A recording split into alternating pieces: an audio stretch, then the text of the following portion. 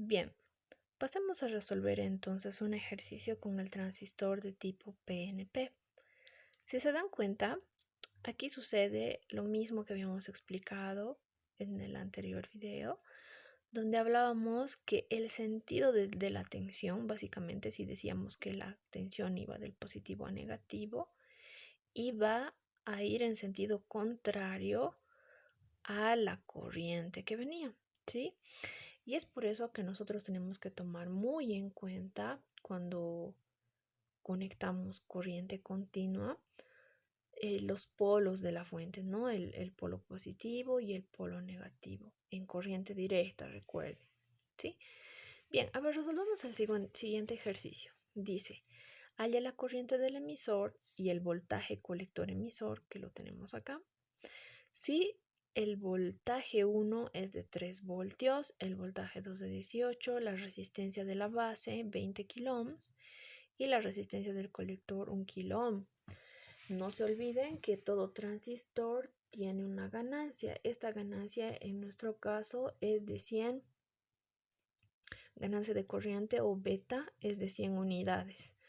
Esta es adimensional, por favor no se olviden. Bien, entonces, ¿qué podemos determinar acá?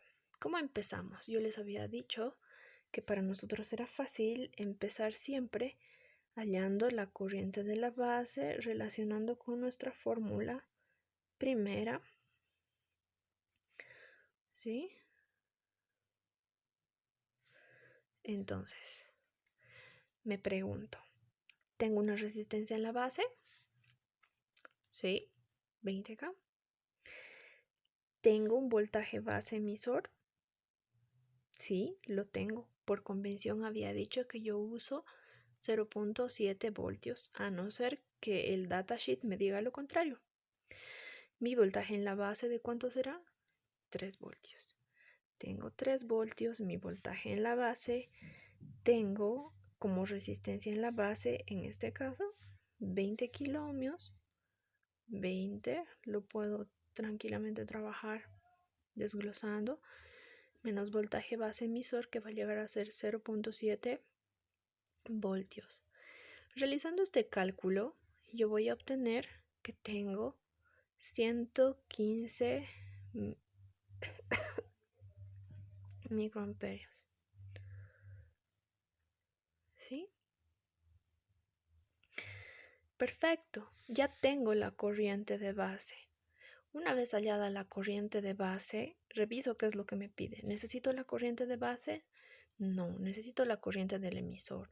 Para poder hallar la corriente del emisor, si yo veo mis fórmulas, todavía necesito hallar la corriente del colector. Entonces, para hallar la corriente del colector, puedo ayudarme de la fórmula donde me indica que es igual a la ganancia multiplicada por la corriente de la base.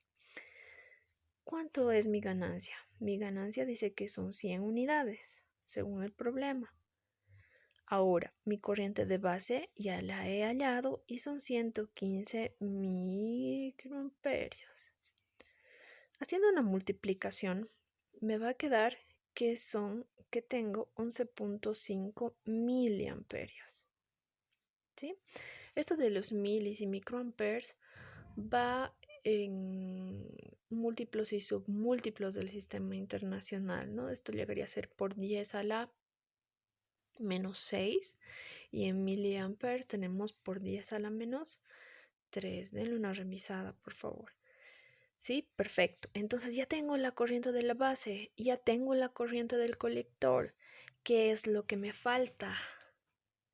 Básicamente, tengo todo para poder usar esta mi última fórmula y hallar mi corriente de emisor que necesito. Dice que esa corriente de emisor va a ser igual a la corriente de la base menos mi corriente del colector. ¿Sí? Entonces, mi corriente de base eran 115 microamperes. Pero si yo lo transformo, esto a miliamperes va a convertirse en 0,105 miliamperios.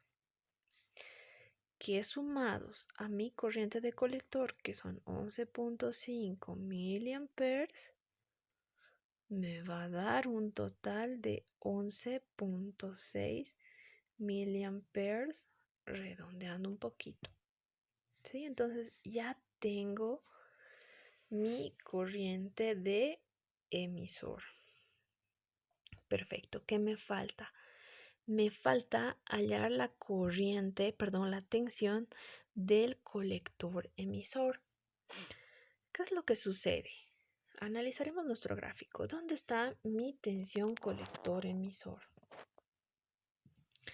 Mi tensión colector emisor está básicamente en esta rama, ¿sí? Esta tensión colector emisor va a ser igual a la suma de la tensión de este elemento y la tensión de este otro elemento. Por lo tanto, tengo que mi voltaje colector emisor va a ser igual a mi fuente, en este caso, de 18 voltios, ¿sí? Voltaje de mi fuente, voltaje 2, menos el voltaje de mi resistencia.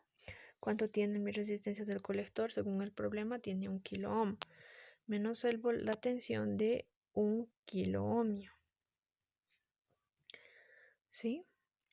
Perfecto.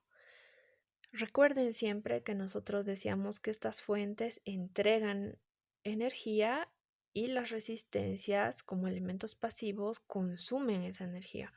Por lo tanto, estamos restando esa energía que está consumiendo del elemento que está dando, por así decirlo. Entonces tenemos aquí, desglosando, 18 voltios menos el voltaje en la resistencia.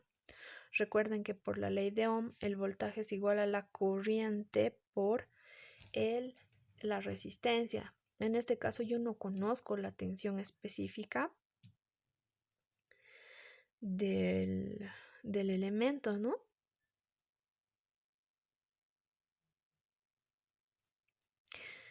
Pero conozco la corriente. Haciendo una operación auxiliar, puedo decir la tensión, que es igual a la corriente por la resistencia. En este caso quiero la tensión de ¿cuál? De mi elemento resistencia. Pero si me doy cuenta, la corriente que pasa por toda esta rama es la corriente del colector.